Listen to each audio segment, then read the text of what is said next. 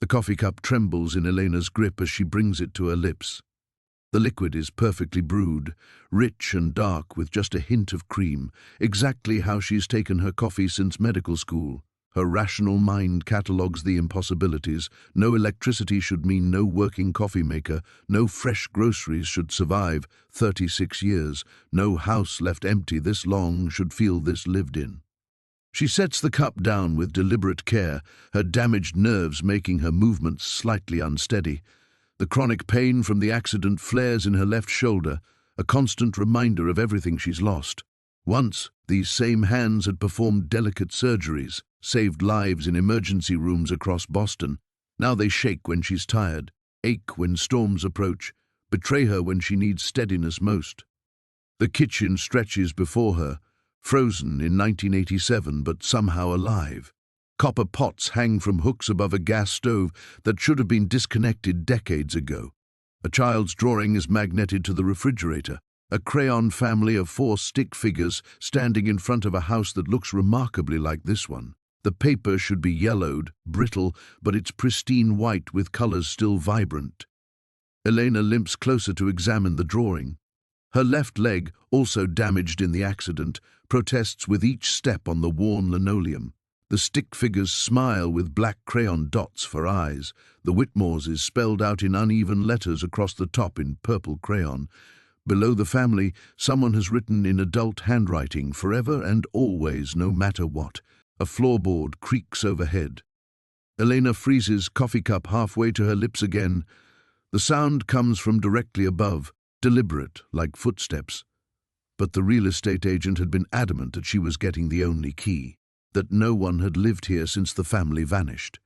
She strains to listen over the wind rattling the windows, but hears only her own heartbeat and the distant crash of waves against the rocky shore below. "Hello?" Her voice echoes through the house, smaller than she intended. The silence that follows feels heavy, expectant. She should leave. Every instinct from her years in emergency medicine tells her to trust her gut, and her gut is screaming that something is fundamentally wrong here. But where would she go? Back to the empty apartment in Boston where David's absence echoes in every room, back to the disability checks and physical therapy appointments and pitying looks from former colleagues who remember when Dr. Elena Vasquez could work 18-hour shifts without flinching? At 42, she's too young to feel this old, too experienced to feel this lost. The settlement from the accident had been substantial, enough to buy this house outright and still have money left over. Enough to start fresh somewhere no one knew about her fall from surgical grace to medical disability. Another creak from upstairs, followed by what sounds like a door closing softly. Elena's medical bag sits by the front door where she dropped it upon entering. Old habits die hard. She still carries it everywhere, though she's no longer licensed to practice. The familiar weight of the stethoscope and diagnostic tools inside provides comfort, even if they're mostly useless now. She makes her way to the foot of the stairs, gripping the banister with her good hand. The wood is warm beneath her palm, polished smooth by decades of use. Family photos line the stairway wall, the Whitmores at various ages, always smiling, always together. There are 2 children, a boy and a girl, maybe 8 and 10 years old in the most recent photos. The parents look happy, completely ordinary. Nothing about them suggests they were the kind of people who would simply vanish without a trace. The photos should be faded after 36 years, but the colors remain vivid, faces clear and bright as if they were taken yesterday. Elena pauses at one showing the family at Christmas, the children opening presents beneath a large tree. The timestamp in the corner reads December 1986, just 2 months before they disappeared. In the photo, the little girl holds up a doll with dark hair and a red dress. Elena's breath catches. The doll is identical to one she'd owned as a child, down to the tiny pearl buttons and lace collar. Her mother had saved it through 3 moves and 2 divorces, finally passing it on when Elena had Sophia. Sophia. Even thinking her daughter's name sends a familiar spike of pain through Elena's chest. 14 years old and angry at the world, especially the part of it occupied by her mother. The divorce had been harder on Sophia than either Elena or David had anticipated. Their daughter had chosen to stay in Boston with her father, claiming Elena's new obsession with feeling sorry for herself was too depressing to live with.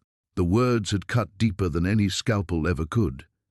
Another sound from upstairs, definitely footsteps now, moving across what might be a bedroom. Elena's grip tightens on the banister. Whatever rational explanation exists for the warm coffee and fresh bread, it doesn't extend to phantom footsteps in an empty house. But she climbs the stairs anyway, drawn by something stronger than fear or logic. The stairs protest under her weight, each step releasing a groan that seems to echo through the entire house. Elena pauses on the seventh step, the one that creaks loudest, and listens. The footsteps have stopped. Whatever, whoever, is upstairs has gone silent. Her phone buzzes in her jacket pocket, startling her so badly she nearly loses her grip on the banister. The screen shows David's name, and for a moment she considers ignoring it. Their conversations since the divorce have been cordial but strained, reduced to logistics about Sophia's schedule and the division of their remaining shared responsibilities. "Hello, David?" "Elena, you sound strange. Where are you?" His voice carries that familiar note of concern that used to comfort her but now feels like pity. "Maine. I bought a house." The words sound absurd even to her own ears. "You what?" "Elena, we talked about this. You promised you'd discuss any major decisions with your therapist first." The condescension in his tone makes her jaw clench. Dr. Elena Vasquez, who once made split-second decisions that saved lives, now apparently needs permission to buy property. "It's my money, David. From the settlement. That's not the point. You've been isolated, making impulsive choices." "How's Sophia?" Elena interrupts, not wanting to hear the rest of his amateur psychological assessment. A pause. "She's fine, busy with school." She made honor roll again. Elena closes her eyes, picturing her daughter bent over homework at the kitchen table they'd picked out together 3 years ago. Sophia had insisted on the rustic farmhouse style, claiming it made their Boston townhouse feel more like a real home. Now that table belongs entirely to David's world, just like everything else Elena used to consider hers. "Can I talk to her? She's at soccer practice." "Elena, maybe it's better if..." "If what?" "If I don't talk to my own daughter." The pain in her shoulder flares, stress always making her injuries worse. "She's been avoiding my calls for 2 weeks. She's 14. She's figuring things out.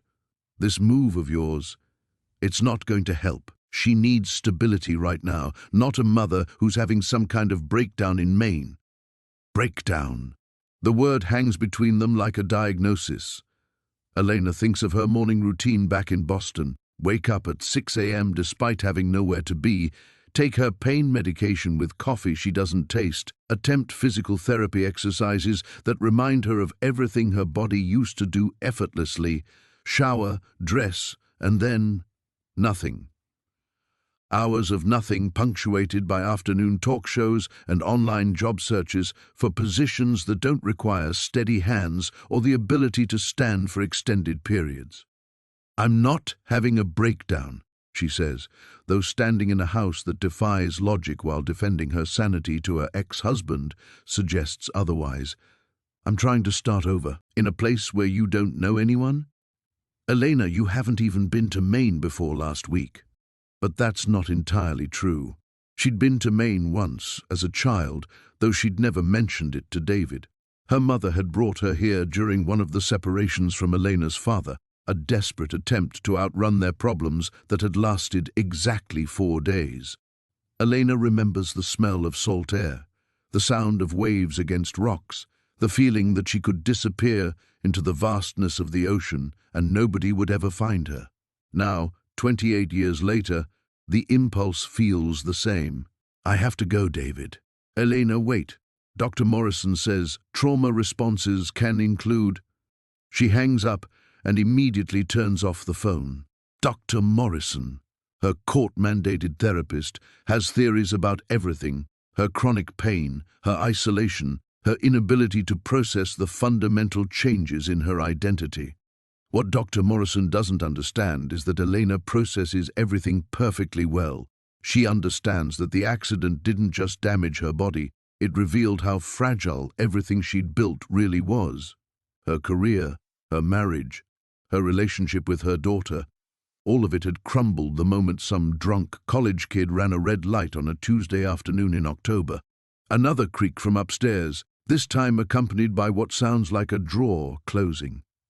Elena resumes climbing, each step taking her further from the rational world where ex-husbands worry about impulsive real estate purchases and therapists have explanations for everything. The hallway at the top of the stairs stretches in both directions, lined with more family photos. The wooden floors gleam as if recently polished, despite decades of abandonment. 3 doors branch off the main hallway. 2 are closed, but the third stands slightly ajar, revealing what appears to be a child's bedroom. Pink walls, white furniture, stuffed animals arranged on a quilted bedspread. The room where the footsteps seem to originate. Elena approaches the open door, her medical bag bumping against her hip with each uneven step. Her reflection catches in the window at the end of the hall, a middle-aged woman with graying hair and worry lines that have deepened since the accident. She looks like someone who has lost everything important and is still falling. The child's room waits, door open like an invitation. Elena pushes the door open wider and steps into the child's bedroom. The impossibility hits her immediately. Not just the preservation, though that defies explanation, but the warmth. The room feels lived in, as if a child had just left for school that morning. A book lies open on the white desk, pages crisp and unmarked by time. The bed is perfectly made, except for one corner where the quilt is turned back, revealing sheets printed with small purple flowers. But it's the doll on the pillow that stops Elena cold. Dark hair, red dress, pearl buttons, lace collar. Identical to the one from the Christmas photo downstairs, identical to the one Elena had cherished as a child, the one she'd eventually passed to Sophia when her daughter was 6. Sophia had loved it fiercely for exactly 8 months before declaring dolls babyish and relegating it to a shelf where it gathered dust until the divorce. Elena approaches the bed with careful steps, her damaged leg protesting. The doll's glass eyes seem to follow her movement, and when she reaches out with trembling fingers to touch the red fabric, it's warm. Not room temperature, body temperature, as if it had just been held. Her medical training kicks in, searching for rational explanations. Sunlight through the window could create warmth, but the November sky outside is heavy with clouds. Residual heat from some unknown source maybe, though the house should have been empty for decades. She lifts the doll, and its weight is exactly as she remembers from childhood. The head tilts back with a soft click, eyelids closing in that unnatural doll sleep that had once fascinated and disturbed her in equal measure. When she turns it upright, the eyes open with another small sound. "Mama," the doll says in a voice like old silk, "I've been waiting." Elena drops it. The doll hits the hardwood floor with a hollow thud, rolling until it comes to rest against the baseboard. The voice echoes in her mind. Impossible but undeniably real. Dolls from her childhood hadn't spoken. This one shouldn't speak. Nothing about this house should exist as it does. She backs toward the door, her breath coming in short gasps that have nothing to do with the climb upstairs. The pain in her shoulder spikes, her body's stress response overwhelming her nervous system. She needs her medication, needs to sit down, needs to be anywhere but in this room where childhood toys speak with voices that sound almost familiar. But as she reaches the threshold, something makes her turn back.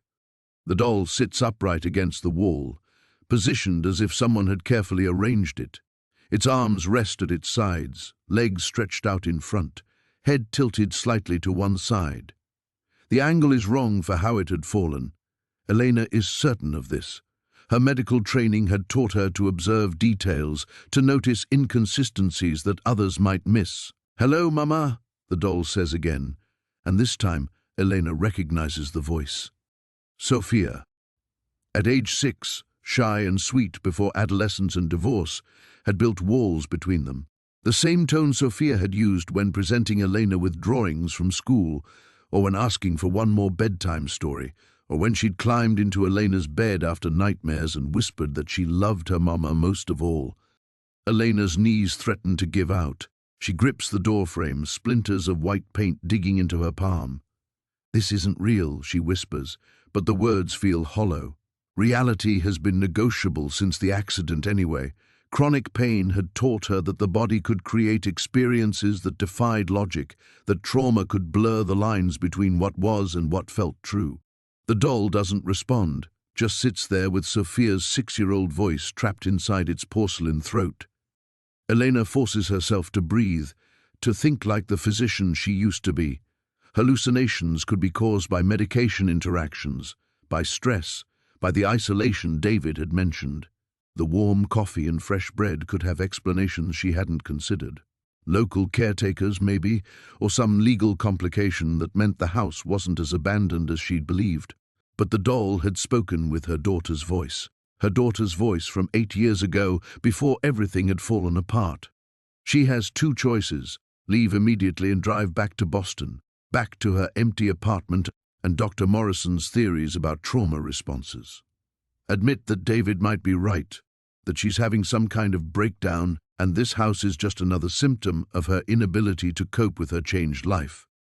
Or stay, accept that something impossible is happening here, and see where it leads. Accept that maybe the laws she's always trusted, physics, medicine, the rational progression of time, don't apply in this place where the Whitmore family vanished without explanation. The doll watches her with glass eyes that catch the grey light from the window, waiting for her decision. Waiting to speak again with a voice that sounds like everything Elena has lost.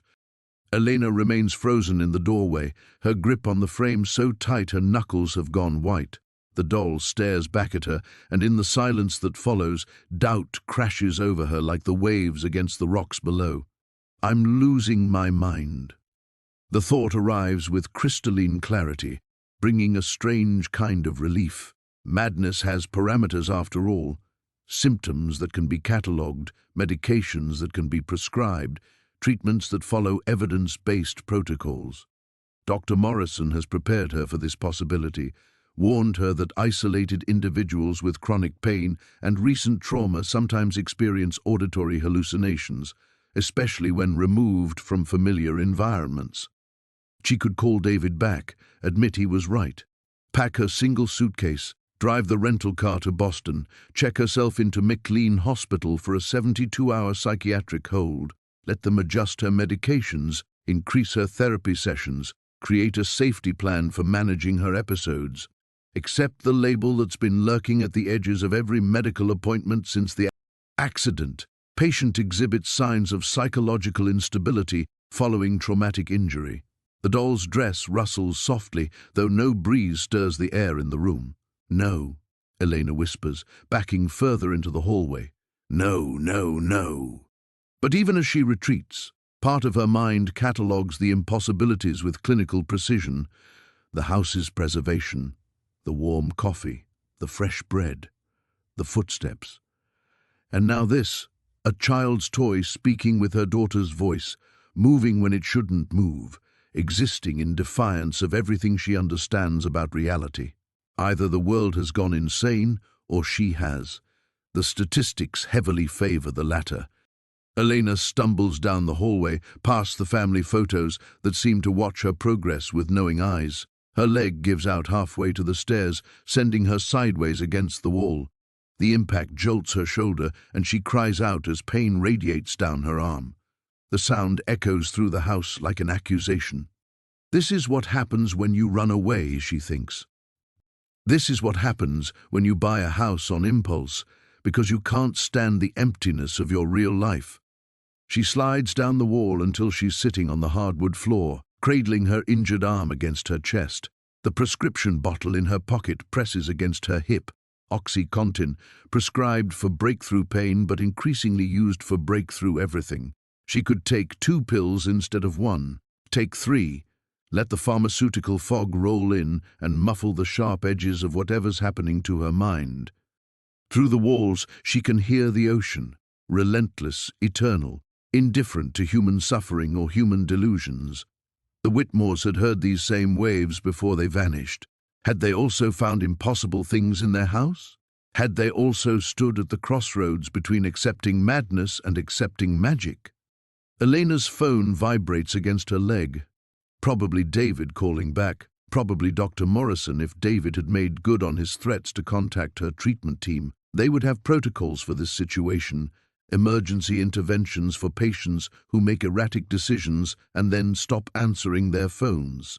She could picture the conversation. Subject purchased property without consultation, is now experiencing what appear to be psychotic symptoms in an isolated environment. Recommend immediate evaluation. The vibration stops, then starts again. Sophia wouldn't call. Sophia hasn't initiated contact in 3 weeks, since their last argument about Elena's dramatics regarding the divorce. At 14, Sophia has developed their family's gift for clinical observation, and her diagnosis of her mother's behavior has been devastating in its accuracy. "You're pathetic, Mom. Dad's right. You just want everyone to feel sorry for you." The words had landed like physical blows, probably because they contained enough truth to draw blood. Elena struggles to her feet, using the wall for support. Her reflection stares back from a mirror at the end of the hall. Disheveled, pain-tightened features, eyes bright with unshed tears or incipient madness. She looks exactly like what she is, a woman who has lost everything that defined her and is now losing her grip on reality itself. But as she turns toward the stairs, she catches sight of the child's bedroom door, still open, still waiting. The rational choice is obvious. Leave the house, call her psychiatrist, admit she needs more intensive treatment than weekly therapy sessions, accept that her judgment has been compromised by grief and isolation and chronic pain, and let the people who still care about her make decisions for a while. The stakes couldn't be higher. If she stays and continues down this path, entertaining impossible explanations for impossible events, she might lose what little remains of her relationship with Sophia. David would use this episode as evidence that she's unfit for unsupervised custody. Dr. Morrison would probably recommend inpatient treatment. But if she leaves now, if she runs back to Boston with her tail between her legs, what then? Return to the apartment where David's absence echoes in every room? Resume the slow slide into pharmaceutical numbness and therapeutic platitudes? Watch from the sidelines as her daughter grows up believing her mother is too broken to deserve love or respect. From the bedroom comes another soft rustling, like fabric against fabric, like a child shifting in her sleep. Elena closes her eyes and listens to her own heartbeat, trying to distinguish between what's real and what her trauma-addled brain might be manufacturing. The line has become impossibly thin. Elena opens her eyes and walks back to the bedroom door. The decision arrives without fanfare, quiet as breathing. She understands with perfect clarity that this moment will divide her life into before and after, before she chose to believe the impossible and after she stepped willingly into madness or miracle. The distinction no longer matters. Her hand finds the doorframe again, but this time her grip is steady. The doll sits exactly where she left it, red dress spread in careful folds, glass eyes reflecting the grey November light. Waiting. "Sophia?" Elena's voice comes out as barely a whisper. The doll's head turns with a soft, mechanical click, and when it speaks, the voice is exactly as Elena remembers. That particular combination of confidence and vulnerability that had made her 6-year-old daughter so achingly precious. "I missed you, Mama. I've been waiting such a long time." Elena steps across the threshold and feels something fundamental shift around her, like the house itself exhaling after holding its breath for decades. The air grows warmer, carrying scents of baby shampoo and crayon wax and that indefinable sweetness of childhood that she'd forgotten until this moment. "You're not Sophia," she says, but without accusation. She's moved beyond needing logical explanations. Sophia is 14. She plays soccer and gets on a roll and thinks I'm pathetic. "I'm the Sophia who still loved you," the doll replies, and the words hit Elena like a physical blow. "Before the accident, before Daddy moved out, before you got so sad all the time." Elena sinks to her knees beside the doll, her damaged leg folding awkwardly beneath her. Up close, she can see the delicate painted eyelashes, the tiny realistic fingernails, the way the dark hair has been rooted strand by individual strand. It's craftsmanship from another era, when toys were made to last generations. How is this happening? Does it matter? The doll's expression doesn't change, can't change, but something in the voice suggests a child's honest curiosity. You bought the house, you climbed the stairs, you came into my room. Maybe you needed to find something that wasn't broken. Elena reaches out and touches the doll's cheek. The porcelain is warm, smooth as human skin. I've lost everything. My career, my marriage, my daughter's respect. I don't know who I am anymore. You're my mama, the doll says simply. You're the one who used to read me stories and make pancakes shaped like animals and sing off-key lullabies. You're the one who kissed my scraped knees and taught me that doctors help people and promised you'd always keep me safe. Tears blur Elena's vision. Those memories feel like someone else's life, from before chronic pain taught her that bodies could betray you, before the accident showed her how quickly everything solid could shatter, before she learned that love wasn't always enough to hold a family together. I couldn't keep anyone safe, she whispers. I couldn't even keep myself safe. But you came here anyway, the doll points out. You bought a house you couldn't afford in a place you didn't know. You climbed the stairs even though your leg hurts. You stayed in my room even though you're scared. That sounds brave to me. Elena picks up the doll, cradling it against her chest the way she used to hold Sophia during thunderstorms. The weight is exactly right, exactly as she remembers. For the first time in months, the constant ache in her shoulder seems to ease. The people in Boston think I'm having a breakdown. Maybe you're having a breakthrough instead. Elena laughs, surprising herself with the sound. It echoes strangely in the preserved room, mixing with the distant crash of waves below. Dr. Morrison would have theories about this conversation. Displacement therapy, probably, or a psychotic break with maternal guilt manifestations. Dr. Morrison wasn't there when you taught me to tie my shoes, the doll says. She doesn't know about the secret pancake recipe or where you used to dance in the kitchen when you thought no one was watching. She doesn't know the real you. I'm not sure the real me exists anymore. She's holding me right now. Elena closes her eyes and lets herself sink fully into this impossible moment. Tomorrow she might drive back to Boston and check herself into psychiatric care. Tomorrow she might have to admit that David was right, that she's too broken to be trusted with major decisions. But right now, in this room where time moves differently and love takes physical form, she can remember who she used to be. When she opens her eyes, the room has changed. The walls are still pink, the furniture still white, but now there are crayon drawings taped to the mirror. A glass of water sits on the nightstand, half empty as if recently sipped. The bed's covers are rumpled, and she can smell the faint warmth of a child's sleep. Elena doesn't question it. She has crossed her own personal Rubicon, stepped through the looking glass into a place where the impossible becomes simply another kind of truth. Whatever happens next, there is no going back to the world where everything has reasonable explanations. The house settles around her like an embrace, welcoming her home. The moment of peace doesn't last. Elena is still holding the doll when she hears the first car door slam in the driveway below.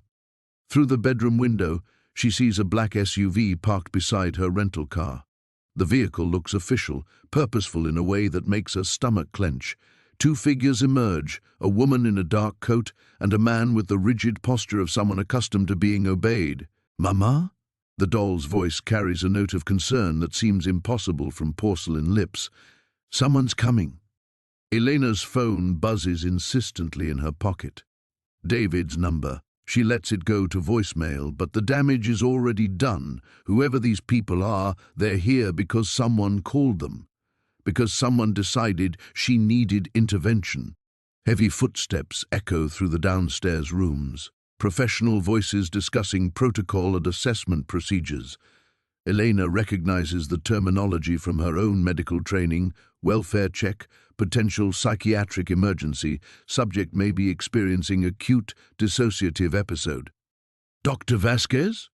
A woman's voice carries up the stairs, calm but authoritative. This is Dr. Patricia Hollis from Main Crisis Response. Your family asked us to check on your welfare. The betrayal hits Elena like a physical blow. David had made good on his threat, but he'd gone further than just calling Dr. Morrison. He'd contacted crisis intervention, probably painted her as a danger to herself, possibly filed for emergency custody modification based on her erratic behavior. We just want to talk, the voice continues, closer now. They're climbing the stairs. We understand you've been under significant stress lately. Elena looks down at the doll in her arms. In the harsh light of approaching psychiatric evaluation, the conversation they'd shared suddenly seems damning. Hallucinating voices, responding to inanimate objects, creating elaborate fantasies to avoid facing reality. Textbook symptoms of a complete psychological break. I have to put you down, she whispers to the doll. I know, comes the reply, still in that achingly familiar voice. But remember what we talked about. Remember who you really are. Elena places the doll carefully on the bed and steps back just as Dr. Hollis appears in the doorway. She's younger than Elena expected, probably early 30s, with shrewd eyes that take in every detail of the scene. Her companion, a social worker based on his clipboard and practiced expression of professional concern, positions himself slightly behind her. Dr. Vasquez, I'm glad we found you. Dr. Hollis's tone is perfectly calibrated, warm but not condescending, concerned but not alarmist. Your ex-husband was worried when you didn't return his calls. He mentioned you'd made some impulsive decisions lately. Elena's medical training kicks in, analyzing the situation from a clinical perspective. She knows how this looks. Isolated woman with history of trauma, chronic pain medication use, recent major life changes, now found talking to children's toys in an abandoned house she purchased without consultation. The assessment practically writes itself. I'm fine, she says. But even to her own ears, the words sound hollow. I bought a house. That's not illegal or particularly unusual. Of course not. Dr. Hollis steps fully into the room, her eyes cataloguing the preserved childhood setting, the fresh drawings on the mirror, the rumpled bedding that shouldn't exist in an empty house. But your family is concerned about your judgment lately.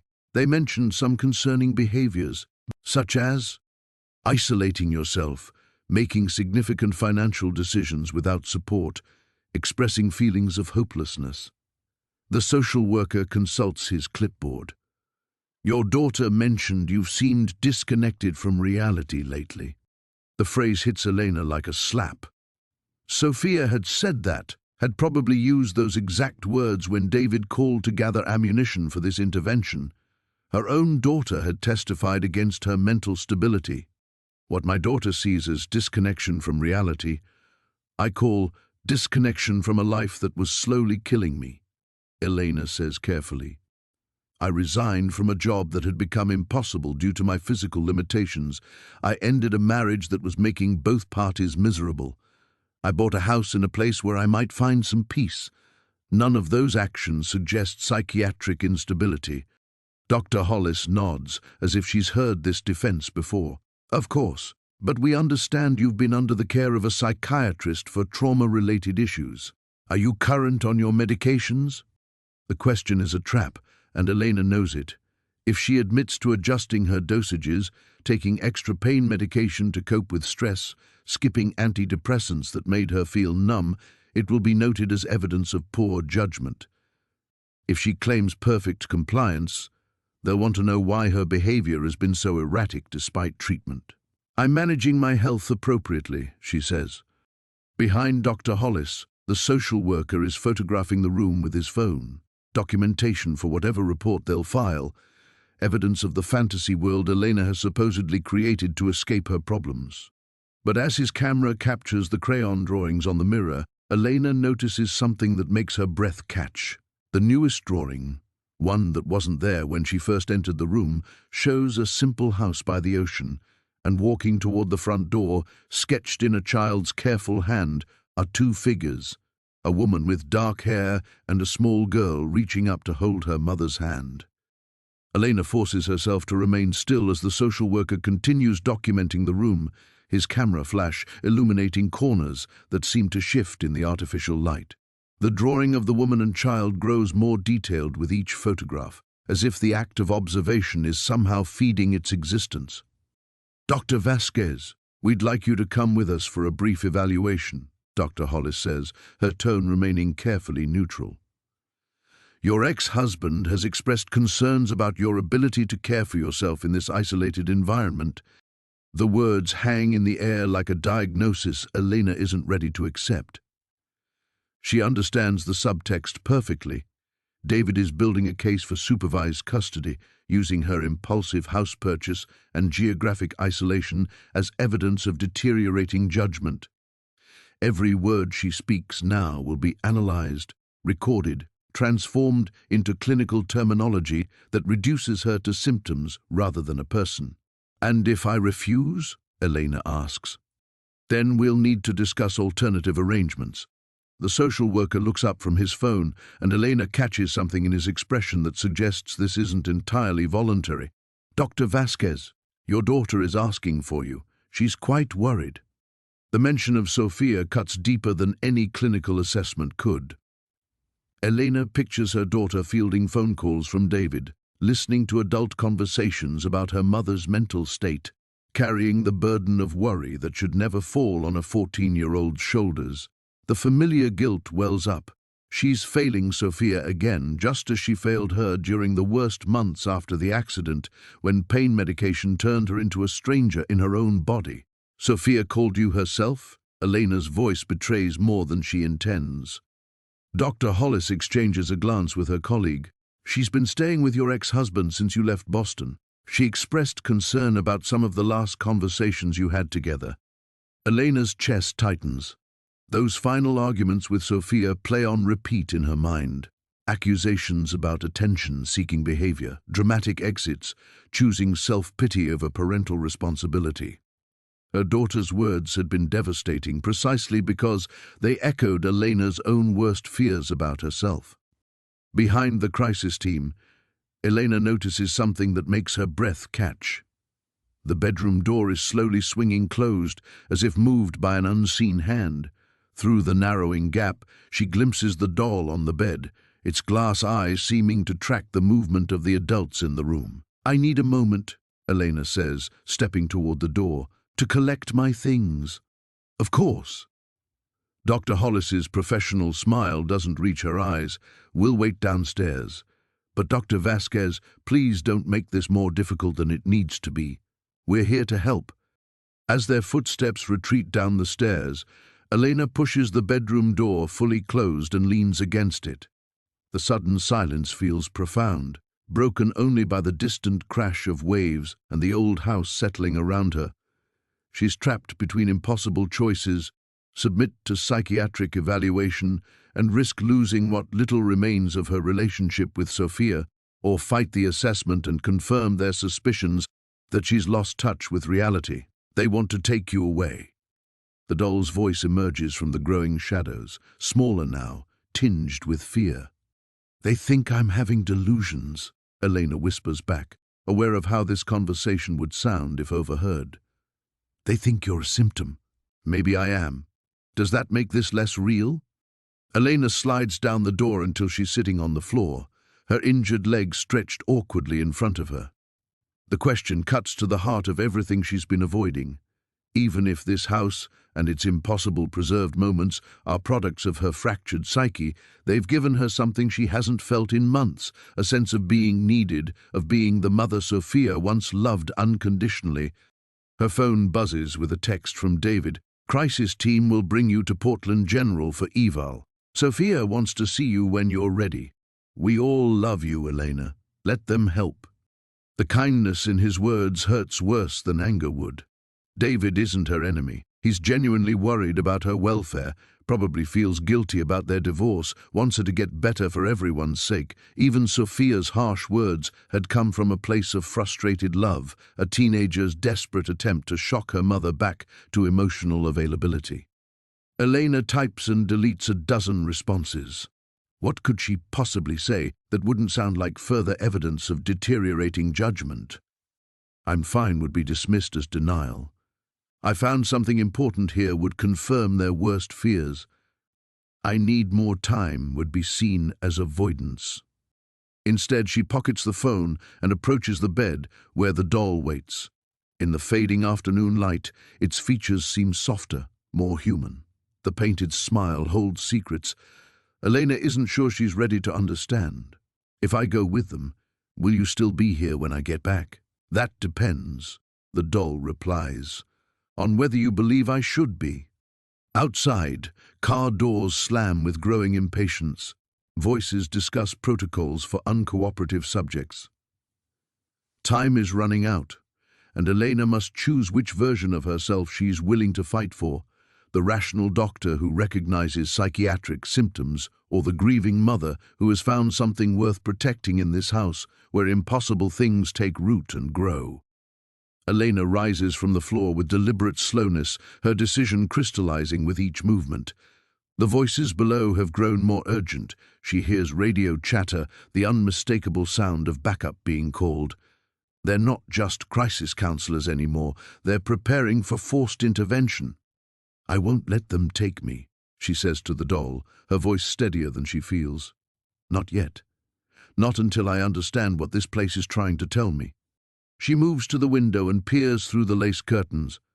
A second vehicle has arrived, a police cruiser with its lights dark but ready. The sight sends ice through her veins. This isn't just a welfare check anymore. David has escalated to involuntary commitment proceedings. One phone call about her erratic behavior has unleashed a cascade of legal machinery designed to strip away her autonomy. "Dr. Vasquez!"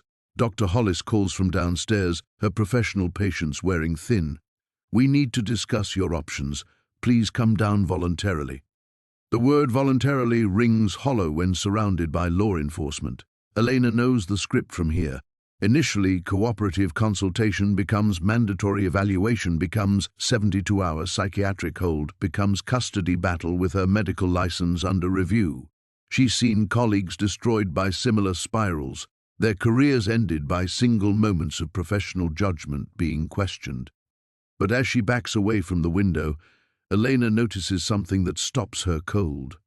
The child's drawings on the mirror have changed again.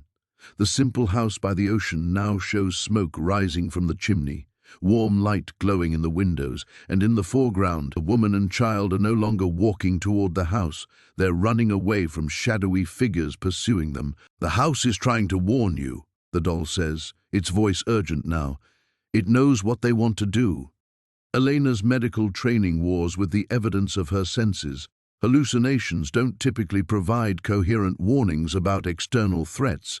Psychotic breaks don't usually manifest as protective mechanisms. Either she's experiencing a form of mental illness that defies standard diagnostic categories, or something genuinely supernatural is occurring in this place. Heavy footsteps climb the stairs again, multiple sets this time. Elena hears the crackle of police radios, the low murmur of officers coordinating positions. They're treating her like a barricaded suspect rather than a patient in crisis. The back stairs, the doll whispers, the servant's staircase. It leads to the kitchen. Elena doesn't question how the doll knows the house's layout or why she's taking tactical advice from a porcelain child. She grabs her car keys and moves toward a narrow door she hadn't noticed before, hidden behind a tall wardrobe that seems to have shifted position. The door opens onto a steep, cramped stairway that smells of old wood and decades of cooking.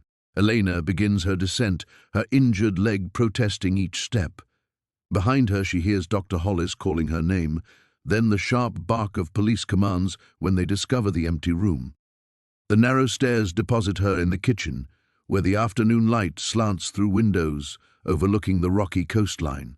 Elena's rental car sits in the driveway, blocked by the official vehicles, but not completely trapped. if she can reach the coastal road before they organize a proper pursuit. But as she moves toward the back door, Elena stops. On the kitchen table sits a manila envelope that wasn't there before, her name written across it in a child's careful handwriting. Inside, she finds a photograph that makes her blood turn to ice water. It's Sophia, not as the angry teenager who accused Elena of self-pity, but as the 5-year-old who used to climb into her mother's hospital bed after surgeries, who drew pictures of their family with stick figures holding hands under rainbow skies. In the photograph, young Sophia sits in this very kitchen, at this same table, wearing pajamas Elena remembers buying years ago. But the date stamp on the photo shows tomorrow's date. "Dr. Vasquez, please step away from any exits." The voice comes from the front of the house, amplified by a bullhorn. "We're here to help you." Elena clutches the impossible photograph as understanding crashes over her. This isn't just about the past. The house isn't merely preserving the Whitmore family's 1987 tragedy. It's reaching forward in time, pulling pieces of Elena's life into its strange temporal bubble. Somehow, Sophia will be here tomorrow, has already been here, in some version of reality that exists outside linear time. The back door stands before her, escape just steps away. But leaving now means abandoning the one place where she might understand what's happening to her family, where the impossible photograph suggests Sophia will need her protection. Outside, car doors slam and radios crackle with increasing urgency. Inside, the house holds its breath, waiting for Elena to choose between rational self-preservation and a mother's desperate faith in the impossible. She pockets the photograph and steps away from the door. The dark moment. The moment Elena steps away from her escape route, everything falls apart. "There she is!" The shout comes from behind her as officers flood through the front entrance, their boots thundering across the hardwood floors she'd walked in reverent silence just hours before. Elena spins toward the kitchen's rear exit, but it's too late. A uniformed figure already blocks the back door, radio crackling with coordinates and confirmations. She's trapped. "Dr. Vasquez, please place your hands where we can see them." The officer's voice carries the practiced authority of someone accustomed to compliance. Elena raises her trembling hands, the impossible photograph of Sophia still clutched between her fingers. Dr. Hollis enters the kitchen with the measured pace of someone who has orchestrated exactly this outcome. Her earlier warmth has evaporated, replaced by clinical efficiency. "Thank you for making this simple. We were worried you might do something dangerous." "Dangerous?" Elena's voice breaks. "I bought a house. I was protecting—" She stops herself before mentioning the photograph, before giving them more ammunition for their assessment. "Protecting what, Dr. Vasquez?" Dr. Hollis steps closer, her keen eyes cataloguing Elena's disheveled appearance, her defensive posture, the way she clutches something against her chest. "There's nothing here to protect. This house has been empty for decades." Elena looks around the kitchen desperately, seeking evidence of the impossible preservation she'd witnessed. But under the harsh scrutiny of official intervention, the details that seemed so miraculous now appear merely neglected. The vintage appliances look appropriately aged. The curtains hang with ordinary dust. Even the photograph in her hands, when she glances down at it, shows nothing but yellowed paper and faded chemical stains. The betrayal cuts deeper than any physical wound. The house has abandoned her, retreated into mundane decay just when she needs proof most desperately. "Ma'am, we're going to need you to hand over anything you removed from the premises." The social worker extends his hand expectantly. This is still private property, technically speaking. Elena stares at the photograph, Sophia's 5-year-old face smiling up at her from this very kitchen. Even if others see only deteriorated paper, she knows what she witnessed. But as she hesitates, the image seems to fade further, her daughter's features dissolving into abstract patterns of light and shadow. "I didn't take anything that didn't belong to me," she whispers, but her conviction wavers. Maybe she found an old family photograph and projected her desperate hopes onto water-damaged paper. Maybe her grief-stricken mind constructed an elaborate fantasy rather than face the simple truth. She's a failed mother whose daughter would rather live with her father than witness her continued deterioration. Dr. Hollis gently but firmly removes the photograph from Elena's grasp. "We'll make sure this gets returned to the appropriate authorities." She glances at the faded paper and makes a note on her tablet. "Dr. Vasquez, I need you to understand that your ex-husband initiated these proceedings out of genuine concern. Your recent behavior has been consistent with someone experiencing a significant psychiatric crisis." The clinical language strips away Elena's last shred of dignity. She isn't a grieving mother seeking connection with her estranged daughter. She's a case study in post-traumatic deterioration, complete with paranoid ideation and reality testing deficits. "Sophia," Elena says suddenly, grasping for the one argument that might resonate. "My daughter. I had a vision, a premonition. She's in danger. She's going to need me." The officers exchange glances that Elena recognizes from her own medical training. She's crossed the line from concerning behavior into frank delusion. Every word she speaks now will be documented as evidence of her unfitness for unsupervised contact with her child. "Your daughter is safe with her father, Dr. Vasquez." Dr. Hollis's voice carries practiced sympathy. "She's the one who asked us to find you. She was terrified when you disappeared without explanation." The words land like physical blows. Sophia hadn't sent Elena mystical warnings through temporal anomalies. She called for help because her mother had vanished into obsessive fantasy. Elena's quest to prove her maternal worth has instead demonstrated its absence. She's become exactly what Sophia accused her of being, someone who chooses dramatic gestures over genuine responsibility. "We're going to transport you to Portland General for evaluation," Dr. Hollis continues. "It's a voluntary admission, for now. But Dr. Vasquez, if you fight this process, it becomes involuntary. And involuntary commitments create permanent records that affect custody proceedings. The threat hangs in the air with surgical precision.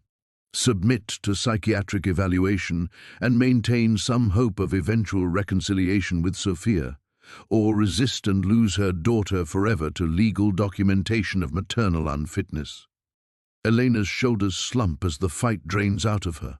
Around her, the house that had seemed so alive with protective energy now feels cold and empty, its secrets locked away from someone too broken to be trusted with mysteries. The photograph of Sophia lies discarded on the table, revealing nothing but the delusions of a desperate woman who mistook her own psychological fracture for supernatural intervention. She has lost everything: her daughter's trust, her own credibility, and the impossible hope that some force in the universe might help heal the wounds she's carved into her family. "I'll come voluntarily," Elena whispers, and feels the last piece of her old life slip away. But as Dr. Hollis reaches for Elena's arm to guide her toward the waiting ambulance, the kitchen window explodes inward. Glass shards scatter across the floor like deadly confetti as something massive crashes through the frame. Not something, someone. A figure in a salt-stained yellow raincoat stumbles into the room, bringing with him the smell of rotting seaweed and decades of ocean decay. "Don't let them take her," the man gasps, his voice waterlogged and desperate. "She's the only one who can see us, the only one who can help." The officers draw their weapons in synchronized motion, but their training hasn't prepared them for this. The intruder's face is grey-blue beneath his hood, his skin bearing the peculiar texture of something that has spent too long underwater. When he moves, seawater drips from his clothes onto the kitchen floor, water that steams and hisses where it touches the aged linoleum. "Jesus Christ," one officer breathes, his service weapon trembling. "What the hell?" "Thomas Whitmore," Elena whispers, recognition hitting her like a physical blow. She knows that face from the family photographs, though it's been transformed by 37 years beneath Frost Harbor's frigid waters. "You're supposed to be dead." The dead man's eyes, clouded white but somehow still seeing, focus on Elena with desperate intensity. "We've been waiting so long for someone who could hear us, who could understand what really happened in this house." Dr. Hollis backs against the wall, her professional composure cracking like ice. This is impossible. Mass hallucination, stress-induced group psychosis. Look at the photograph, Thomas Whitmore says, pointing a waterlogged finger at the faded paper. Dr. Hollis still clutches. Look at it now, while I'm here, while the veil is thin. Against her better judgment, Dr. Hollis glances down. Her face goes white.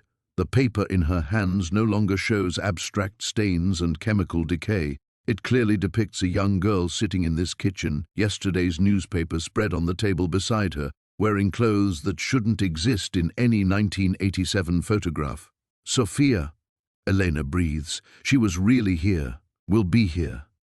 Time doesn't work the way you think in this house, Thomas continues, his voice growing stronger despite the seawater that continues to leak from his lungs. My family didn't disappear in 1987. We were pulled forward, scattered across decades. My wife Margaret exists in 1994. My son Danny phases in and out of 2003. And my daughter, his voice breaks. Sarah has been trapped in the space between seconds, experiencing every moment of terror simultaneously. The revelation crashes over Elena with the force of a tidal wave. This isn't a haunted house. It's a temporal wound, a place where some ancient trauma has shattered the normal flow of time itself. The Whitmores aren't ghosts. They're temporal refugees, displaced across decades by forces beyond human understanding.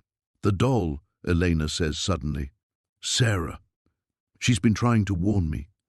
Thomas nods, his dead eyes reflecting gratitude. She saw your daughter in the time stream, saw what's coming. The same force that took us is reaching for Sophia, not to trap her but to use her as an anchor, to pull itself fully into your present. Dr. Hollis drops the photograph as if it's burned her fingers. This is impossible. People don't just slip through time. Physics doesn't work that way.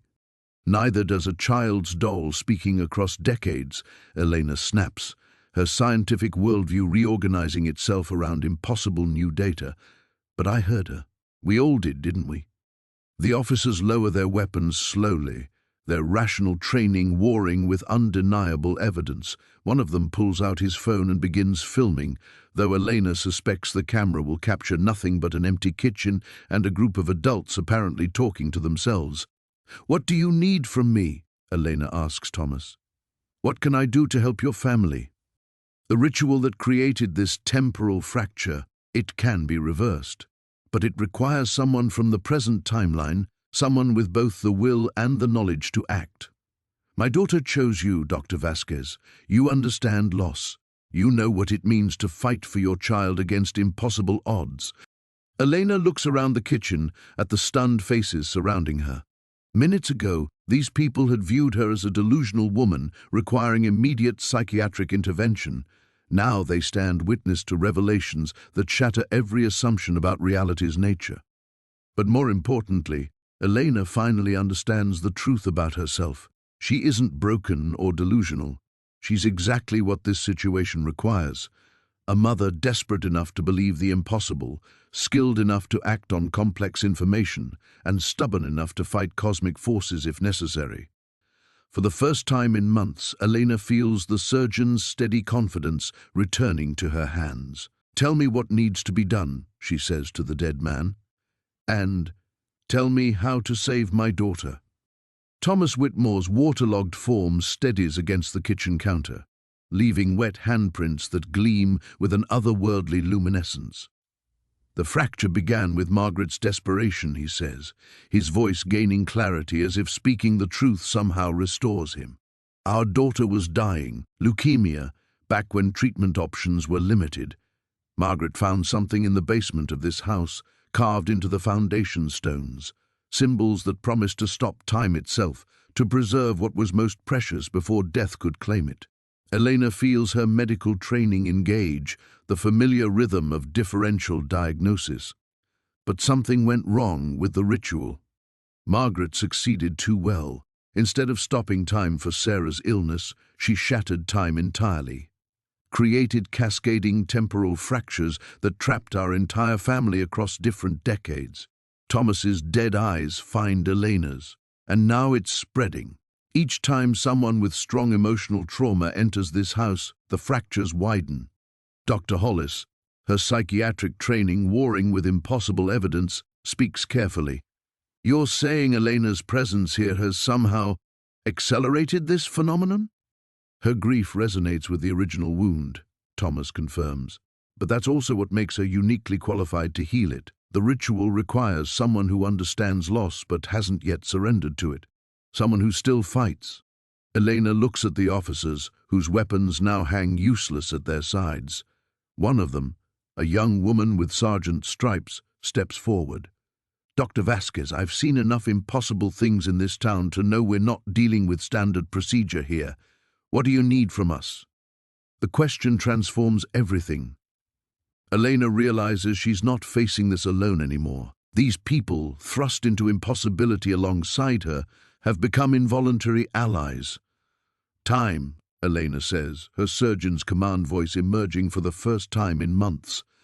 I need time to understand this ritual, and I need everyone to stop treating me like I'm having a psychotic break. Dr. Hollis pulls out her phone, then hesitates. I have to call this in. Report the situation to... To who?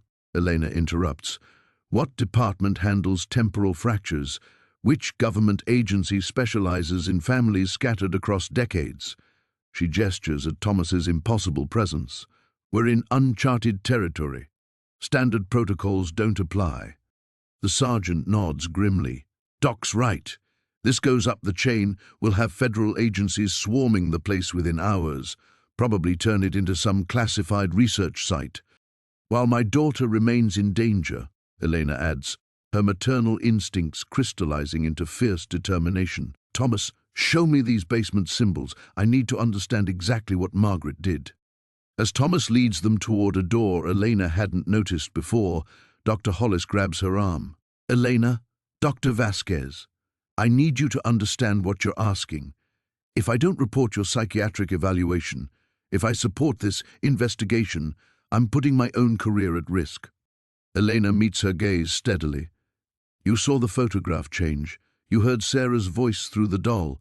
You're watching a dead man lead us to evidence that will rewrite everything we think we know about reality. She pauses. Sometimes the biggest risk is pretending normal rules still apply. Dr. Hollis releases Elena's arm, her expression shifting from professional concern to reluctant fascination. What happens if we can't reverse this ritual? What happens to the Whitmores? To Sophia? The fractures will continue expanding, Thomas answers, his form flickering like a television with poor reception.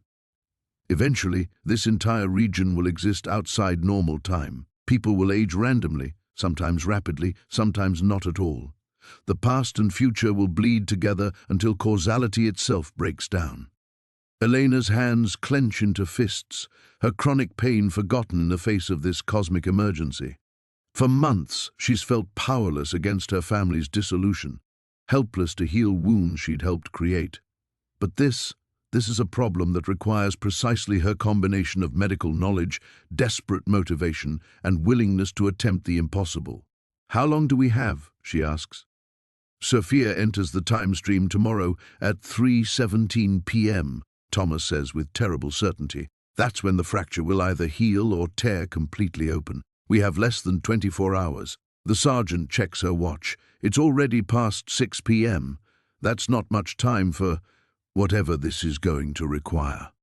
Elena looks around the kitchen at her unlikely team. A dead man from 1987, a psychiatric evaluator questioning her own profession, a police officer ready to ignore protocol, and herself, a broken surgeon who's somehow become the key to preventing temporal catastrophe.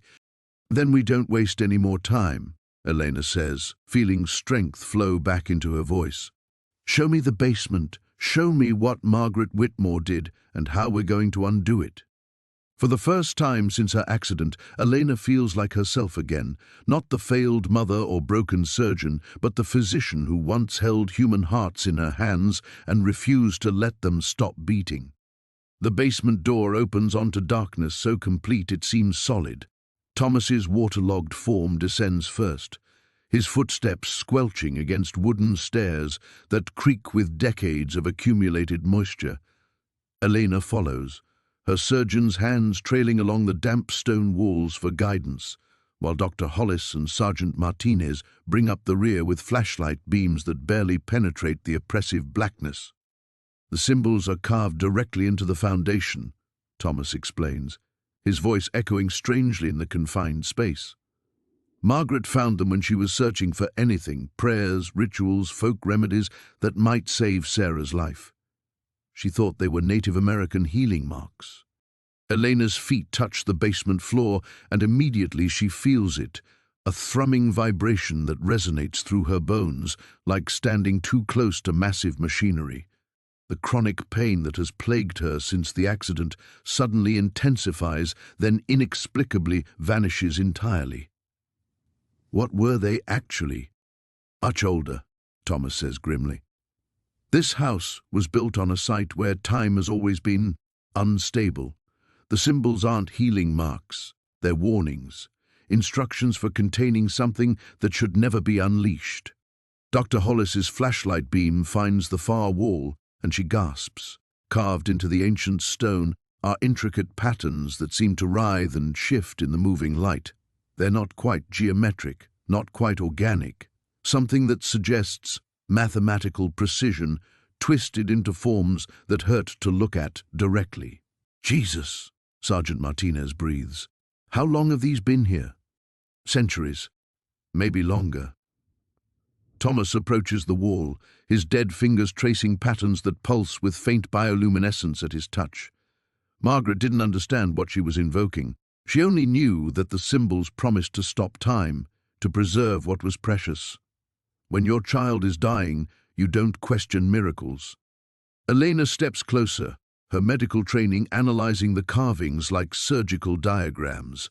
There's a logic to them, a sequence that suggests procedure, preparation, incision, intervention, closure. She performed this like surgery, precise cuts in reality's fabric.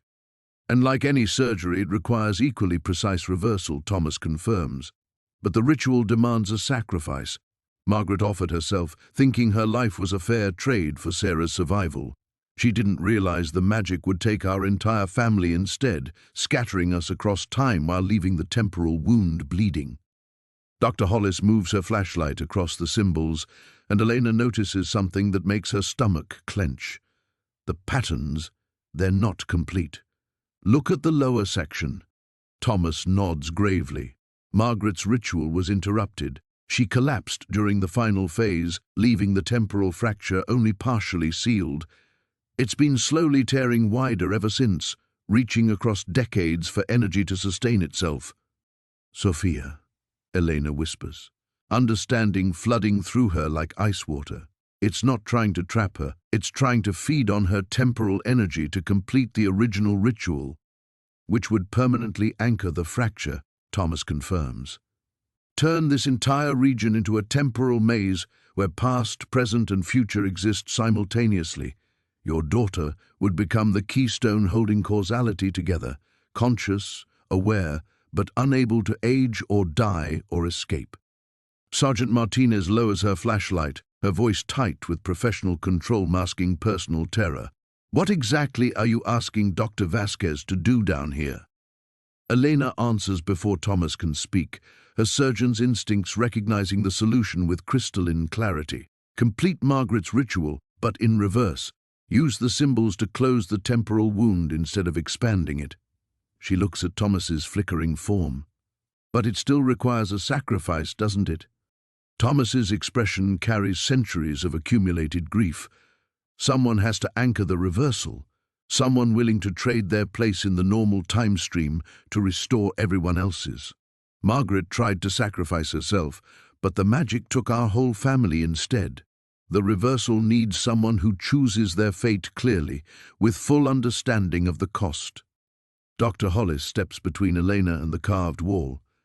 You're talking about Elena essentially committing suicide to save people who are already dead. We're not dead, Thomas corrects quietly. We're displaced, scattered across temporal coordinates like survivors of a shipwreck clinging to debris from different decades. The ritual can gather us back into our proper timeline, 1987, where we can live out our natural lives. Elena stares at the symbols, her mind racing through implications and alternatives. She thinks of Sophia, terrified and calling for help while her mother chased fantasies, of Michael's patient disappointment, of the surgical career ended by shattered bones and chronic pain, of all the ways she's already failed the people she loves most. There has to be another way, she says finally, but even as the words leave her mouth, she knows she's buying time rather than seeking alternatives. Deep in her surgeon's heart, she recognizes the elegant logic of trading her broken present for Sophia's unlimited future. Elena, Dr. Hollis says softly, whatever you're thinking, remember, this isn't medical certainty. This is faith in forces we don't understand. Elena meets Thomas's dead eyes and sees reflected there the desperate love that drove Margaret to attempt the impossible. Sometimes, Elena says, faith is what medicine requires. The words hang in the basement air like a challenge thrown down before the universe itself.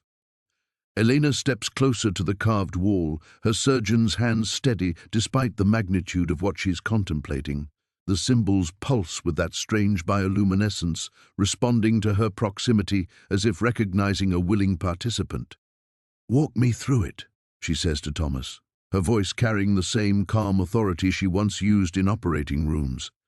"Every step, every risk. I need to understand exactly what happens." Thomas moves to stand beside her, his waterlogged form casting impossible shadows in the flashlight beams. The ritual requires 3 phases. First, you must trace each symbol in the correct sequence while speaking the temporal coordinates, calling back the scattered pieces of my family from across the decades. Elena nods, committing the information to memory with the same precision she once used for complex surgical procedures. Second phase. You bind the temporal fracture using your own life force as thread. The wound closes around your essence, sealing the break in time's fabric. His voice grows quieter. This is when you'll feel yourself beginning to fade from your own timeline. Dr. Hollis's flashlight beam wavers. "Elena, you can't seriously be considering this." "Third phase?" Elena continues, ignoring the interruption. You release the binding energy in a controlled collapse, forcing all displaced temporal matter back to its proper coordinates. The Whitmore family returns to 1987, the fracture seals permanently, and your daughter's timeline remains untouched. Thomas pauses. But you become the seal itself, existing between moments, holding the barrier in place for eternity. Sergeant Martinez steps forward, her training warring with impossibility. "Dr. Vasquez, there has to be another solution. What if we evacuate the area? Set up a perimeter? Keep people away from the house?" "The fracture is expanding," Elena says, her medical mind already calculating odds and outcomes. Thomas said it's reaching across decades for energy. Isolation won't stop it. It'll just delay the inevitable while more people get pulled into temporal displacement. She thinks of Sophia's terrified phone calls, of her daughter's voice breaking as she begged her mother to come home, of Michael's careful patience finally cracking under the weight of Elena's obsession with this place, of all the ways her inability to heal her own broken life has damaged everyone she loves. But beneath the guilt and self-recrimination, something else stirs. The surgeon's instinct that made her capable of holding dying hearts in her hands while refusing to accept defeat. The same desperate love that drove Margaret Whitmore to attempt the impossible. "How long do I have to decide?" Elena asks. "The window opens at dawn," Thomas replies, "when Sophia's temporal signature becomes strongest. If we're going to act, it has to be within the next few hours." Dr. Hollis moves closer, her psychiatric training shifting into crisis intervention mode. "Elena, I need you to think about this rationally. You're talking about sacrificing your life based on the word of someone who claims to be dead. What if this is all an elaborate delusion? What if your guilt over Sophia is creating these experiences?" Elena turns to face her, and for the first time in months, her eyes hold the steady confidence of someone who knows exactly what they're doing. Then I'll die trying to save my daughter from a fantasy, which is still better than living while failing to save her from reality. The basement falls silent, except for the distant sound of November wind battering the house above. Elena can feel the weight of decision settling around her shoulders like surgical scrubs, familiar, necessary, transformative. "I need to call Sophia first," she says finally. "I need to hear her voice, make sure she's safe right now. And I need time to think." "Elena," Dr. Hollis begins, "I'm not making this decision in a basement surrounded by impossible symbols." Elena interrupts firmly. "This is the most important choice I'll ever make. I'm going to make it properly." She turns toward the stairs, then pauses.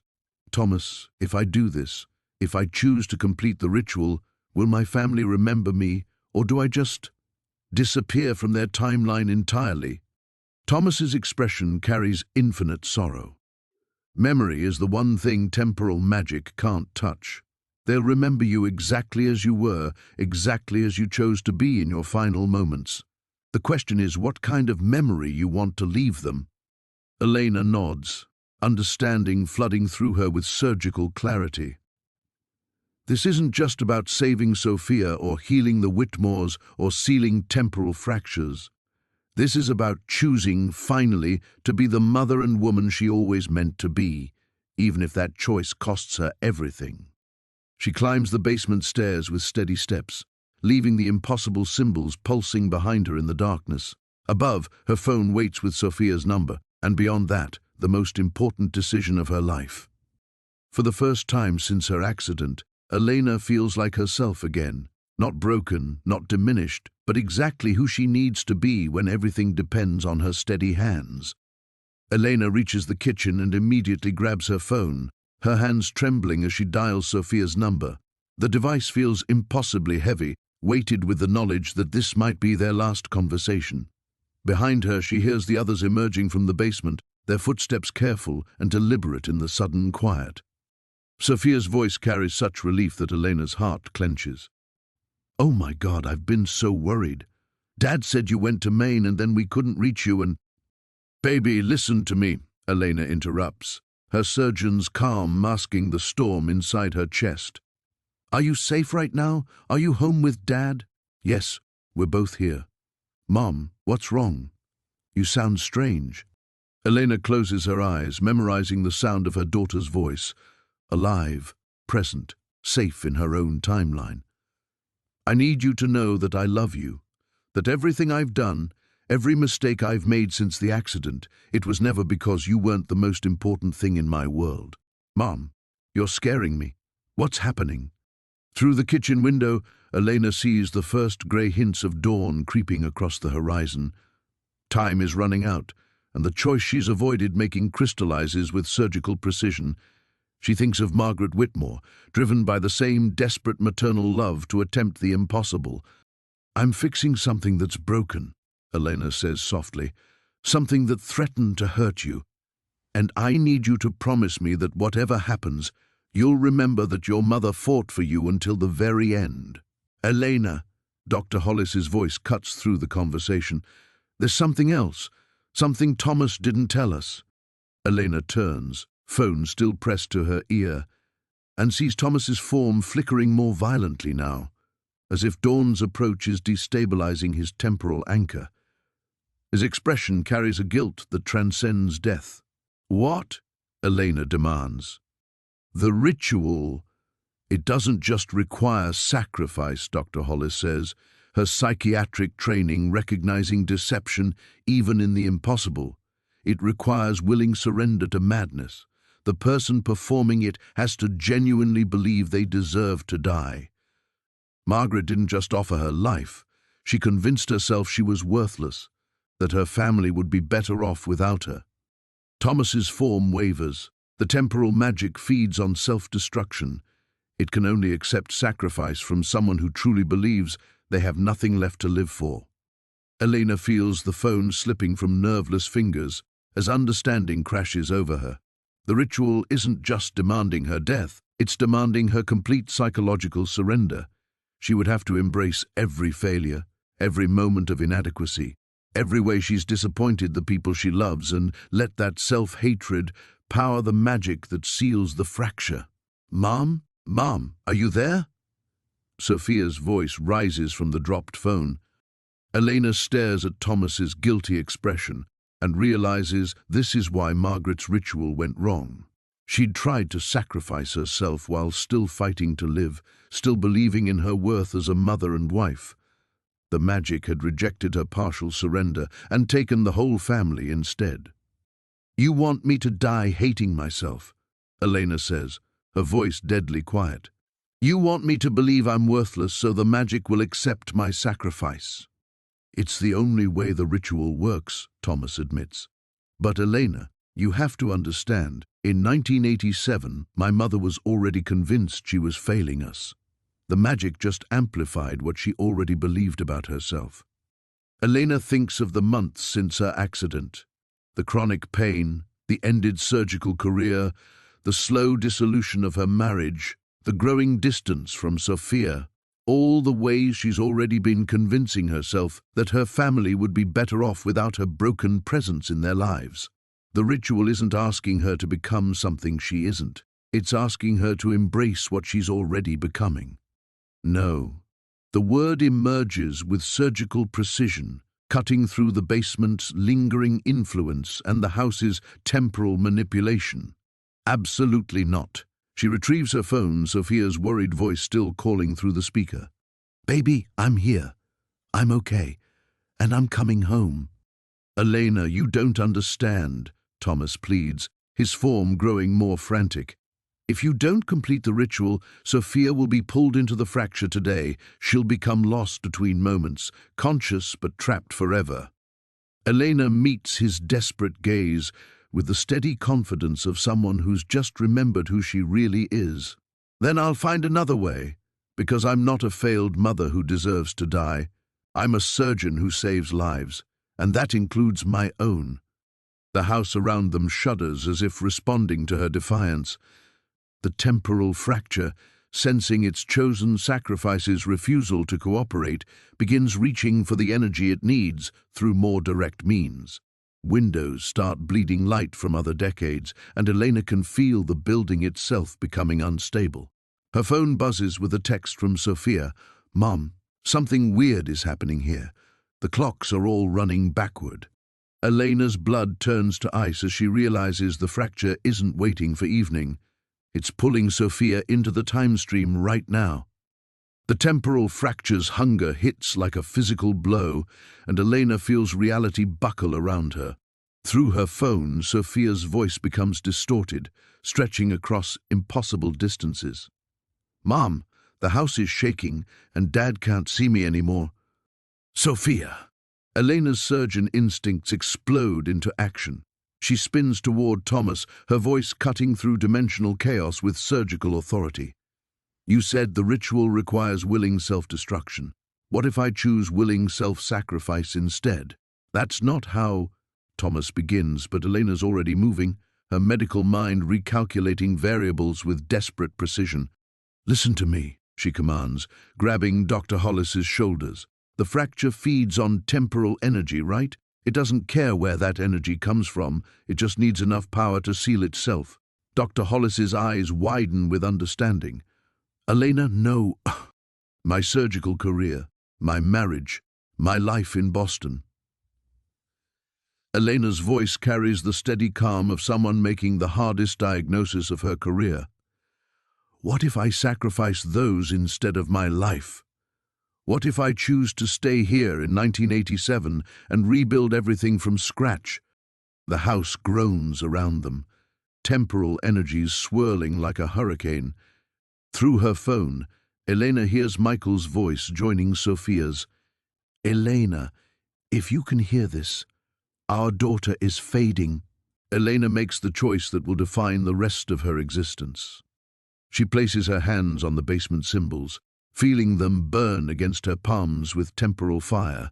But instead of surrendering to worthlessness, She channels every ounce of love she's ever felt for Sophia, every moment of maternal, fierce protection, every surgeon's instinct that refuses to accept defeat. "I sacrifice my timeline," she says clearly, speaking to forces beyond human comprehension. "I give up my present to preserve my daughter's future. I choose to exist in 1987, to rebuild my life from scratch, to lose everything I've built, but I do it as someone who loves herself enough to save the people who matter most." The magic responds differently this time. Instead of the hungry, destructive pull that consumed the Whitmores, Elena feels herself becoming a bridge between moments. The temporal fracture begins using her love as an anchor point, drawing its chaotic energies into stable patterns around her willing sacrifice. "Elena, you're disappearing from our timeline," Dr. Hollis shouts, but her voice sounds increasingly distant. Through her phone, Elena hears Sophia's voice growing stronger. "Dad, I can see you again." The clock stopped moving backward. Elena smiles even as she feels herself slipping away from 2024. She's not dying. She's choosing. The difference powers the magic in ways that Margaret's desperation never could. "Thomas," she calls to the flickering spirit, "tell me how to send your family home to 1987 while keeping the fracture sealed." "Elena," Thomas's form is stabilizing, solidifying as the temporal chaos finds new order. "If you anchor yourself in our timeline, you'll lose everything you've built in your own. Your medical degree won't exist yet. Your daughter won't be born for years. You'll have to live through decades to reach her again." Elena thinks of Sophia's voice, strong and present and safe in 2024, of Michael probably holding their daughter while time reassembles itself around them, of the life she's choosing to sacrifice, not because she's worthless, but because some things matter more than personal happiness. "Then I'll become a doctor again," Elena says with surgical certainty. "I'll rebuild my career, find Michael decades before I originally met him, and make sure Sophia is born exactly when she should be. I'll spend 40 years protecting the timeline that creates her." The basement fills with impossible light as Elena's sacrifice resonates through temporal dimensions. She feels herself becoming unstuck from her own timeline, but instead of terror, she experiences profound peace. This isn't surrender. It's the most defiant act of love she's ever committed. Through her phone, Sophia's voice reaches her one last time. "Mom, whatever you're doing, I can feel it. I can feel you fighting for me." Elena presses the device to her heart as she feels 2024 slipping away forever. "I love you, baby. I'll see you again, I promise. It'll just take a little longer than expected." The temporal fracture seals itself around Elena's willing sacrifice, but instead of consuming her, it transforms her into its guardian. She becomes the anchor point that keeps time stable, the bridge that allows the Whitmore family to return to 1987 while preventing future fractures from forming. As the magic settles into new patterns, Elena finds herself standing in the same kitchen, but bathed in the warm light of a 1987 sunrise. The house feels alive around her, welcoming rather than threatening. She's lost everything, her career, her timeline, her daughter's childhood, but she's gained something invaluable. She's become the mother she always meant to be, someone who would sacrifice everything to protect her child's future, even if that future now exists 37 years in her personal future. Elena checks her reflection in the kitchen window and sees her own face, unchanged but somehow transformed by the magnitude of her choice. She has decades of work ahead of her and a daughter to find again. Elena stands in the transformed kitchen, watching dust motes dance in 1987 sunlight as the magnitude of her choice settles around her like new skin. The house no longer thrums with temporal chaos. Instead, it breathes with the quiet rhythm of a place finally at peace. Through the windows, she sees Frost Harbor as it existed decades before she was born. All weathered fishing boats and hand-painted signs advertising prices that seem impossibly quaint. The phone in her hand has gone silent. Not dead, exactly, but empty of the voices that anchored her to 2024. Sophia's presence has faded from the device like morning mist, leaving only the warm certainty that her daughter is safe in her proper timeline, probably wondering why she felt so afraid for those terrifying minutes when reality buckled. Elena sets the phone on the kitchen counter and flexes her fingers, testing the strange new physics of her existence. She's not a ghost like Thomas was. She can feel the solid wood beneath her palms, smell the salt air drifting through windows that no longer leak temporal energy. But she's not entirely present either. She exists between moments, tethered to this specific point in time by her willing sacrifice. Footsteps on the basement stairs announce Thomas's return, but when he emerges, he's no longer the flickering spirit she's grown accustomed to. He appears solid now, real, wearing the face of a 12-year-old boy in 1987 clothes that actually fit. Behind him come his sister Kate, 8 years old and clutching a stuffed rabbit, and his parents, Margaret and David Whitmore, looking exhausted but fundamentally present in ways they haven't been for 37 years. It worked, Margaret breathes, staring at Elena with wonder and guilt. You saved us. You saved everyone. Elena studies the family that cost her everything and finds she can't summon anger. Margaret looks younger than Elena's memories suggested, worn down by whatever circumstances drove her to attempt the original ritual. David hovers protectively near his wife, while the children press close to their parents with the instinctive fear of those who've experienced something beyond comprehension. You're really back in 1987? Elena asks, though she can see the answer in their solid presence, the way morning light catches naturally in their hair. We remember being displaced, David says carefully, decades of existing between moments, watching time move around us without being able to touch it. But now, he looks down at his hands, flexing fingers that can once again affect the physical world. We're home. Thomas, the boy, not the spirit, steps forward with an adult's gravity in a child's face. Dr. Vasquez, what you did, the sacrifice you made, we felt it. The love that powered it, that's why the magic responded differently this time. Elena nods, understanding flooding through her with clinical clarity. Margaret's original ritual failed because it was powered by self-hatred and desperation. Elena succeeded because it was fueled by fierce maternal protection and conscious choice. The temporal fracture didn't consume her sacrifice, it transformed it into something sustainable. So what happens now? She asks, looking around the kitchen that exists 37 years before her daughter will be born. I rebuild everything from scratch? You guide us, Margaret says softly. The ritual made you the guardian of this temporal anchor point. You'll ensure the timeline remains stable, that no more fractures form. But you'll also live, Elena. You'll have a life here. Elena considers this, her surgeon's mind already calculating logistics. She'll need to establish an identity in 1987, find work, rebuild her medical credentials in an era that predates everything she knows about modern emergency medicine. But beneath the daunting practical concerns, something deeper stirs, a sense of purpose she hasn't felt since before her accident. I'll need to make sure history unfolds correctly, Elena realizes, that Michael and I still meet at the right time, that Sophia is still born when she should be. The timeline is remarkably resilient, Thomas says with knowledge that shouldn't fit in a 12-year-old's voice. Your daughter will be born exactly when she was meant to be. The challenge will be waiting 37 years to hold her again. Elena thinks of Sophia's voice on the phone, strong and safe and utterly present in 2024. The knowledge that her daughter exists, is growing up, is living the life Elena died to preserve, settles around her heart like armor. Then I'll wait, Elena says with surgical certainty. I'll build a life worth living, help this family heal from their displacement, and make sure no one else gets lost between moments. She walks to the kitchen window and looks out at Frost Harbor in 1987.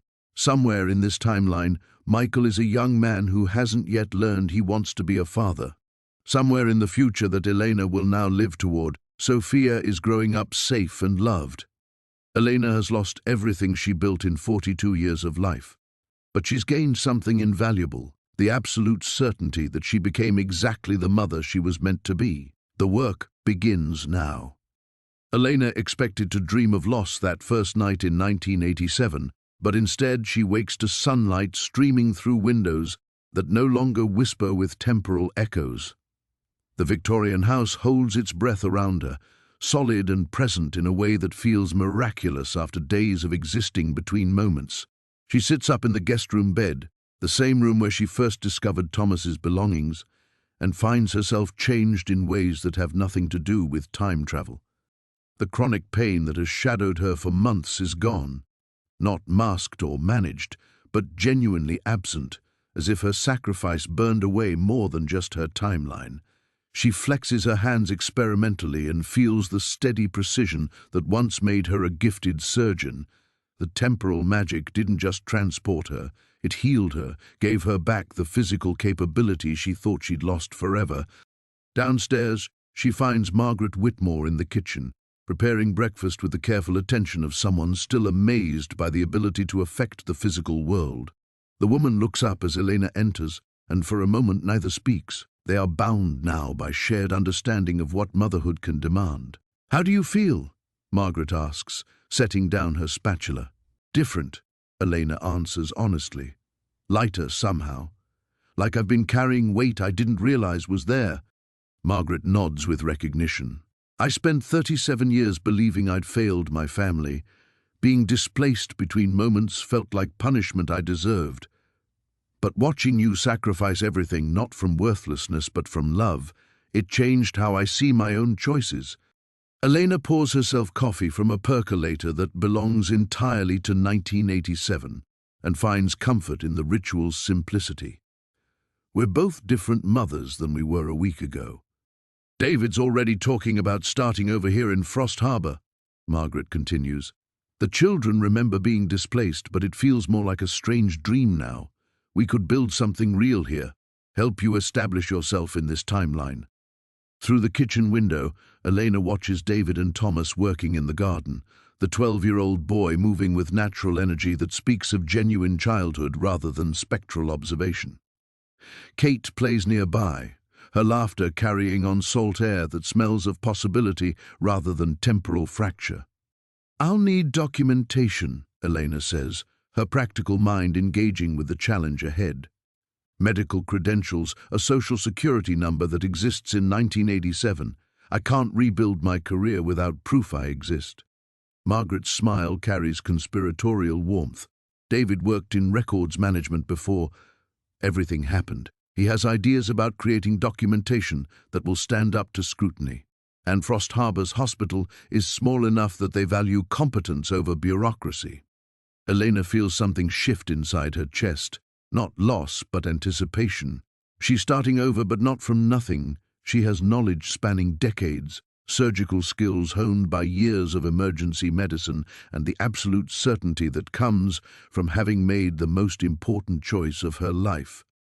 "There's something else," Margaret adds carefully. "The ritual made you the guardian of this temporal anchor point.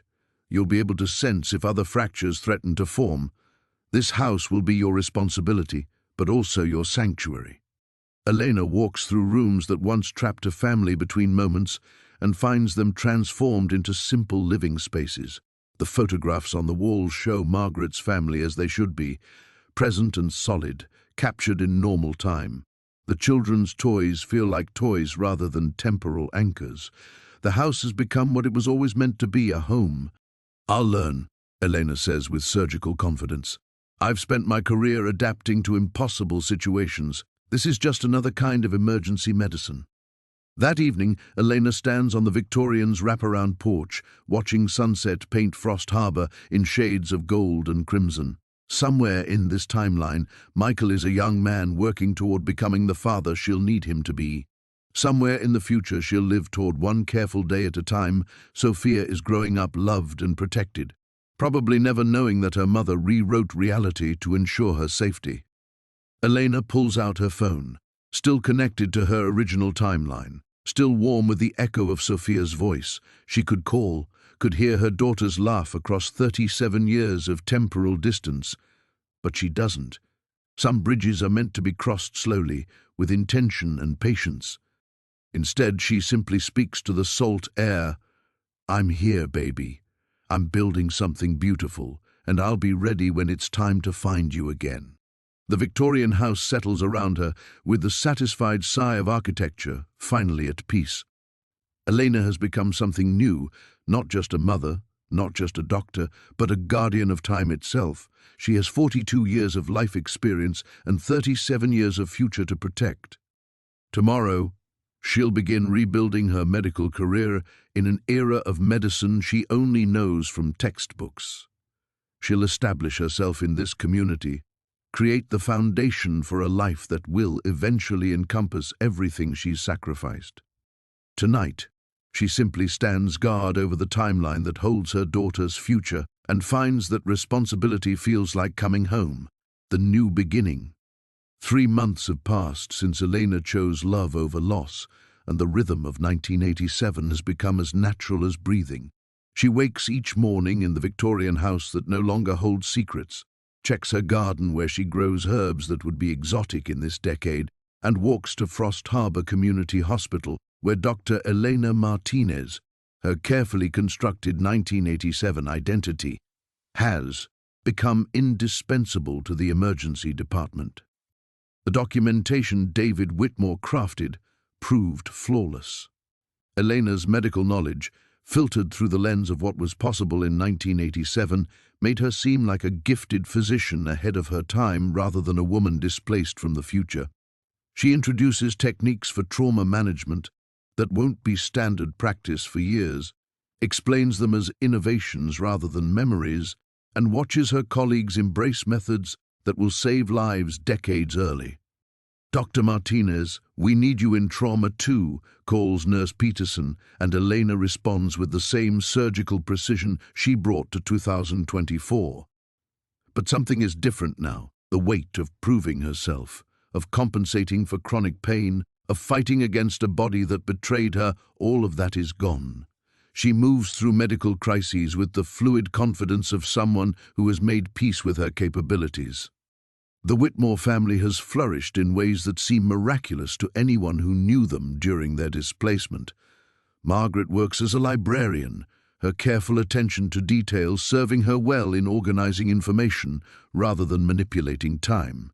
David has found work at the town planning office, helping Frost Harbor prepare for a future he's already seen. The children attend school with the bright energy of those given a second chance at childhood. Elena sees them every few days, drawn together by shared understanding of what they've survived. They never speak directly about their experience with temporal displacement. That knowledge feels too dangerous to voice, but their bond runs deeper than ordinary friendship. Thomas asked an interesting question yesterday.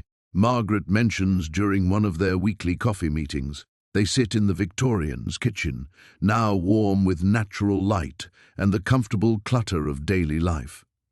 He wanted to know if you ever regret your choice. Elena considers this as she watches seagulls circle outside windows that once leaked between moments. Regret implies she would choose differently given the chance, but every morning she wakes more certain that she became exactly who she was meant to be. "I miss her," Elena says honestly. "I miss Sophia's voice, the weight of her in my arms, watching her discover the world.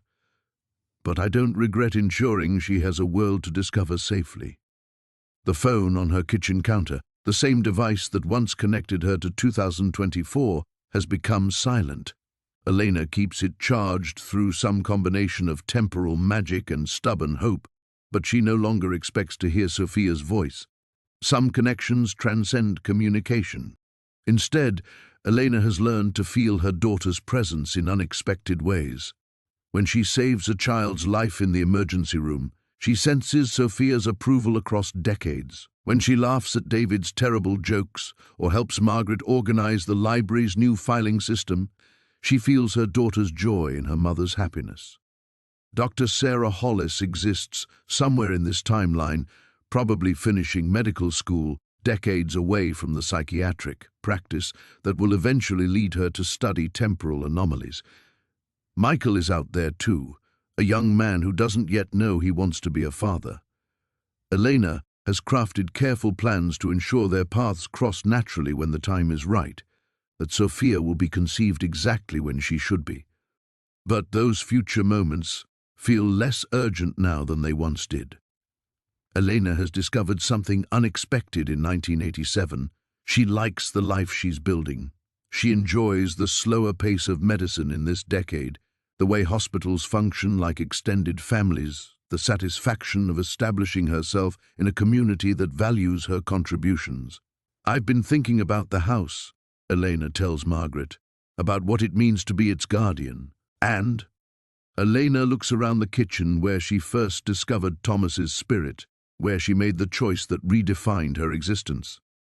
It's not really about the house, is it? It's about protecting the people who need sanctuary, making sure no one else gets lost between moments." Margaret nods with understanding. "The house chose you because you know how to love without losing yourself." Evening finds Elena on her porch, a ritual that has become sacred in its simplicity. Frost Harbor spreads before her in 1987 colors, weathered buildings, fishing boats heading out for night catches, stars appearing in skies unmarked by the light pollution she remembers from the future. Her phone remains silent, but Elena no longer needs to hear Sophia's voice to feel connected to her daughter. The love that powered her sacrifice has become something larger, a bridge that spans not just decades, but dimensions of possibility. Elena has 34 years left to wait before Sophia will be born. She plans to spend them becoming the woman her daughter deserves, someone who builds rather than sacrifices, who protects without destroying herself, who proves that love is the most powerful force in any timeline. Tomorrow will bring new patience, new challenges, new opportunities to save lives and strengthen the community that has embraced her. Tonight, Elena simply exists in the profound peace of someone who chose love over fear and discovered that some endings are actually beginnings in disguise. In the distance, the lighthouse beam sweeps across waters that no longer hide temporal fractures. Elena smiles and steps inside her home, ready for whatever tomorrow brings.